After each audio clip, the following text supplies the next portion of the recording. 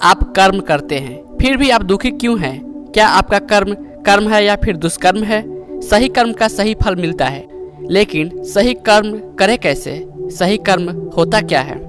दोस्तों, आज मैं आपको एक कहानी सुनाने जा रहा हूँ। इस कहानी के माध्यम से आप यह समझ जाएंगे कि कर्म क्या होता है, क्योंकि हर एक इंसान का कर्म ही उसके सुख और दुख का भागी होता है। सही कर्म उसके सुख का भागी होता है और गलत कर्म उसके दुख का भागी होता है।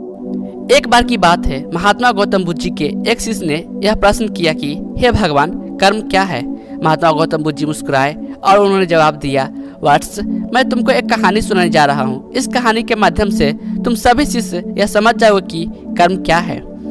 एक राजा था, वह मंत्री के साथ देश का भ्रमण करने निकला। भ्रमण करते करते राजा और मंत्री एक बाजार में पहुंच गए। उस बाजार में राजा का ध्यान एक दुकानदार के ऊपर गया। उस दुकानदार को देखते ही राजा के मन में न जाने क्यों यह विचार आया कि मैं इस दुकानदार को कल फांसी की सजा दे दूं।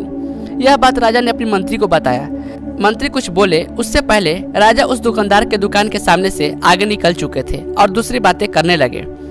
मंत्री बहुत ही चिंतित हो गया। यह बात समझ नहीं पा रहा था कि दुकानदार की गलती क्या है। दुकानदार से बिना कुछ बात किए, बिना कुछ सोचे समझे महाराज ऐसा फैसला लेने के बारे में क्यों सोच रहे हैं? राजा और मंत्री भ्रमण करने के बाद राज दरबार वापस चले गए। मंत्री को रात भर नींद नहीं आई। सुबह जागने के बाद मंत्री एक साधारण प्रजा का रूप बनाकर उस दुकानदार के पास गया और उस दुकानदार से पूछा, तुम क्या बेचते हो? दुकानदार ने जवाब दिया, मैं चंदन की लकड़ी बेचता हूँ। फिर मंत्री आसपास के लोगों से दुकानदार के बारे में पूछना शुरू किया। सब ने जवाब दिया कि दुकानदार किसी से बोलता नहीं है, हमेशा दुखी रहता है। मंत्री को बात समझ में आ गई कि मंत्री फिर वापस दुकानदार के पास गया और उसने दुकानदार से पूछा, तुम दुखी क्यों रहते हो? दुकानदार ने बताया, मैं दुखी इसलिए रहता हूँ क्योंकि मेरे दुकान पर लोग आते हैं, चंदन की लकड़ियाँ सूंघते हैं और बोलते हैं बहुत ही सुंदर है, बहुत ही अच्छी महक है, लेकिन कोई खरीदा नहीं है, इसीलिए मैं बहुत दुखी रहता हूँ। मंत्री दुकानदार की बात सुनकर खुद भी भाव विभोर हो गया। कोई भी दुकानदार दुखी क्यों न हो अगर उसके दुकान का कोई भी सामान न खरीदा जाए, जबकि सामान में कोई कमी न हो। मंत्री सोचने लगा कि यह दुकानदार अपने दुखों की वजह से इतना दुखी रहता है, परंतु राजा इस दुकानदार को फांसी पर क्यों लटकाना चाहते हैं? अर्थात राजा के मन में आए हुए विचार का उत्तर अभी तक मंत्री को नहीं मिला था। मंत्री ने फिर दुकानदार से पूछा, भाई तब तुम क्या करोगे अगर तुम्हारे दुकान की सारी चंदन की लकड़ियाँ ऐसी ही रखी रह जाएगी तो? दुकानदार ने गुस्से भाव से बोला, हाँ मैं जानता हूँ मेरी चंदन की लकड़ियाँ ऐसी ही रखी जाएंगे, कोई नहीं खरीदेगा, इसलिए मैं सोचता हूँ कि हमारे देश का राजा जल्दी से मर जाए। अगर वह जल्दी से मर जाता तो मैं उस राज दरबार में उस राजा का दाह संस्कार के लिए अपनी चंदन की लकड़ी देता, जिससे मुझे कुछ पैसे मिल जाते और इस बाजार के अलावा बाकी के लोगों को भी मेरे चंदन की लकड़ी के बारे में पता चलता, तो फिर शायद कुछ न कुछ लोग मेरी दुकान से जरूर खरीदने आते चंदन की लकड़ी। मंत्री दुकानदार की बात सुनकर सब कुछ समझ गया और उसके मन में एक विचार आया। मंत्री ने दुकानदार से चंदन की कुछ लकड़ियाँ खरीदी। इस खरीदारी से दुकानदार को कुछ पैसे भी मिल गए और वह थोड़ा खुश भी हो गया। मंत्री चंदन की लकड़ियों को लेकर वापस राज दरबार चला आया। राज दरबार पहुंचकर मंत्री ने उन चंदन की लकड़ियों को राजा के समक्ष रख दिया और बोला कि हे राजन, ये चंदन की लकड़ियाँ दुकानदार ने आपको भेंट किया है, जिस दुकानदार को आप फांसी देने के लिए सोच रहे थे। राजा उन चंदन सूंघे तथा सूंघने के बाद बड़ी प्रसन्न हुए। उन्होंने कहा, यह चंदन की लकड़ियाँ बहुत ही ज्यादा खुशबूदार है। दुकानदार के इस अनोखे भेंट से राजा बहुत खुश हुए और मंत्री को कुछ स्वर्ण मुद्राएं दिए तथा बोले, जाओ उस दुकानदार को यह स्वर्ण मुद्राएं इनाम में दे देना। बोलना कि आज के बाद महल में जब कभी भी चंदन की लकड़ी की जरूरत पड़ेगी तब तुम्हारे दुकान से ही चंदन की लकड़ी ले जाएगी। मंत्री मुस्कुराने लगे तथा सोचने लगे कि अब तो राजा के मन में उस दुकानदार को फांसी देने का विचार आ नहीं सकता, क्योंकि अब तो हमेशा राज दरबार के लिए चंदन की लकड़ियाँ का इंतजाम की जिम्मेदारी उस दुकानदार को जो मिल गई है। मंत्री स्वर्ण मुद्रा को लेकर वापस दुकानदार की तरफ चल दिया। इधर राजा इस विचार में पड़ गया कि वह दुकानदार बड़ा ही अच्छा है। जिस वक्त मैं उसके बारे में यह सोच रहा था कि मैं इसको कल फांसी दे दूंगा, तब शायद उसके मन में उस समय यह विचार चल रहा था कि राजन पहली बार मेरे दुकान के सामने आए हैं, क्यों न मैं उनको अपनी सुंदर खुशबूदार लकड़ियों को भेंट करूं। और आज उसने मुझे भेंट किया, बेवजह ही मैं उसको फांसी देने के बारे में सोच रहा था।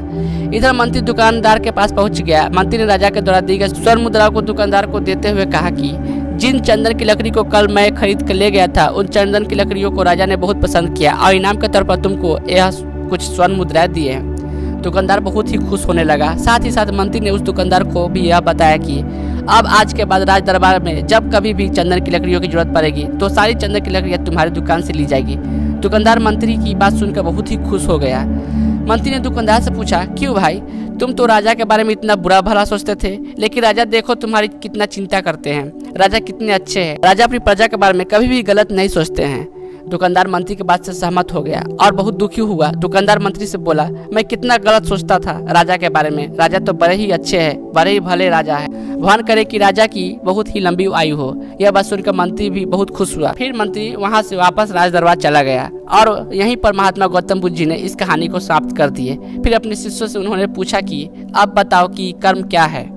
किसी शिष्य ने कहा कर्म बोले हुए शब्द है, किसी शिष्य ने कहा कर्म वाणी है, तो किसी ने कहा कर्म सोच है, तो किसी ने कहा कर्म भावना है, वगैरह वगैरह। अपने सारे शिष्यों का जवाब सुनने के बाद महात्मा गौतम बुद्ध जी ने बताया कि कर्म हर एक इंसान के खुद के विचार होते हैं। अपने सारे शिष्यों का जवाब सुनने के बाद महात्मा गौतम बुद्ध जी ने बताया कि कर्म हर एक इंसान की खुद के विचार होते हैं।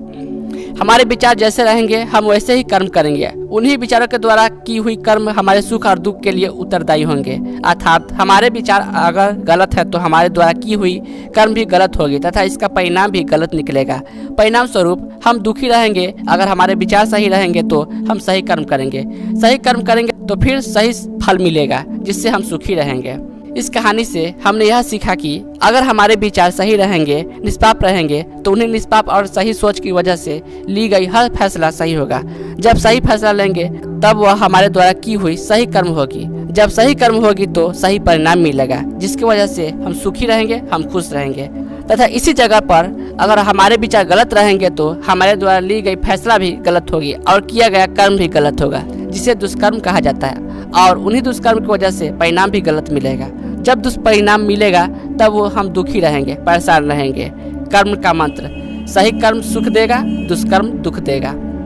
यह कहानी आपको कैसा लगा? अच्छा लगा तो लाइक करें और ऐसी कहानी सुनने के लिए मेरे चैनल को जरूर सब्सक्राइब करें। धन्यवाद। जय हिंद।